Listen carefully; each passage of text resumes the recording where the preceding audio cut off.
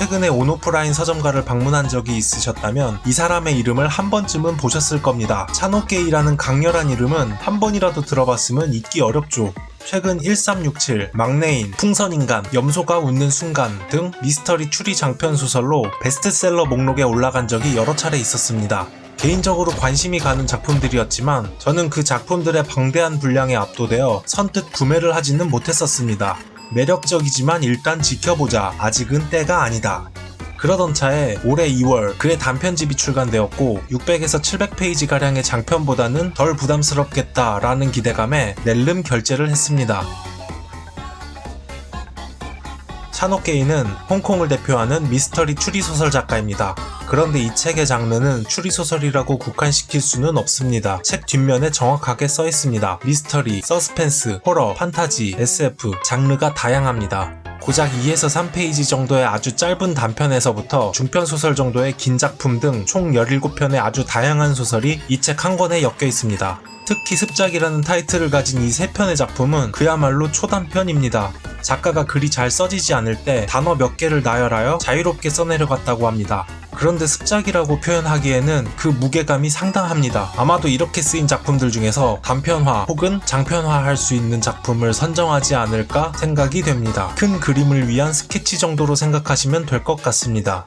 그런 면에서 보면 비슷한 사례로 무라카미 하루키의 밤의 거미 원숭이라는 작품이 떠오르는데 이 작품은 단편소설 무려 36편이 수록되어 있습니다. 습작 같기도 하고 소설의 밑그림 같은 느낌도 납니다. 차노게이도 하루키처럼 습작만을 모아놓은 책을 발행해도 정말 좋을 것 같다는 생각을 해봅니다.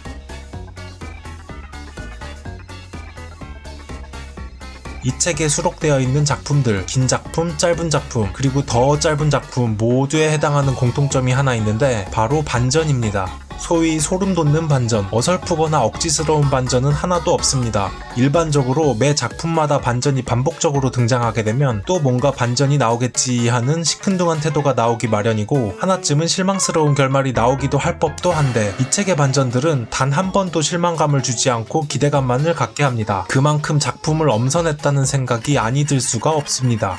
특히 첫 번째로 읽은 작품 파랑을 엿보는 파랑은 이 작가의 작품을 처음 접해본 상태였기 때문이기도 하고 그리고 특히 그 반전의 스케일이 어처구니 없을 정도로 컸기 때문에 내가 지금 반전을 읽은 것인지 아니면 평소처럼 집중력이 떨어져서 또 놓친 부분이 있었던 게 아닌지 구분이 힘들 정도였습니다. 그래서 처음부터 다시 읽었어야만 했습니다. 다시 천천히 읽어가면서 뒷부분과 비교를 해가면서 하나하나 확인 작업을 거친 끝에 비로소 이 어마어마한 반전에 감탄을 하게 됩니다.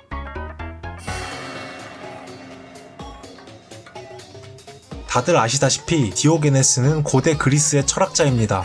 정복자 알렉산더 대왕이 그에게 지혜를 물으러 왔을 때 그는 거만하기 짝이 없게도 감히 대왕에게 햇빛 가리지 말고 비키라고 하며 가볍게 무시합니다. 그는 출세는커녕 세속 자체에 관심이 전혀 없었고 오직 자신의 신념대로만 지 하고 싶은 대로만 행복하게 사는 삶을 추구하였습니다. 개인적으로 굉장히 존경스러운 삶의 태도입니다. 작가 차노게이는 세속에 구애받지 않는 진정한 자유로운 상태, 즉 디오게네스 상태에서 이 작품을 집필했다고 합니다. 그래서 작품의 제목이 디오게네스 변주곡이 되었습니다. 오늘은 차노게이의 단편소설집 디오게네스 변주곡을 소개하였습니다. 올해 아직 봐야 될 책이 많이 남은 것 같은데 아무래도 올해의 책 베스트 5 안에 들어가지 않을까 조심스럽게 예상을 해봅니다. 이 책 꼭 읽어보시길 바랍니다. 무조건 자신있게 추천할 수 있는 책입니다. 그런데 이 책 정신 바짝 차리고 읽어야 합니다. 그렇지 않으면 저처럼 초장부터 헤맬 수도 있기 때문입니다. 그럼 저는 다음 영상에서 좋은 작품으로 다시 찾아오겠습니다. 영상 끝까지 시청해주셔서 감사합니다.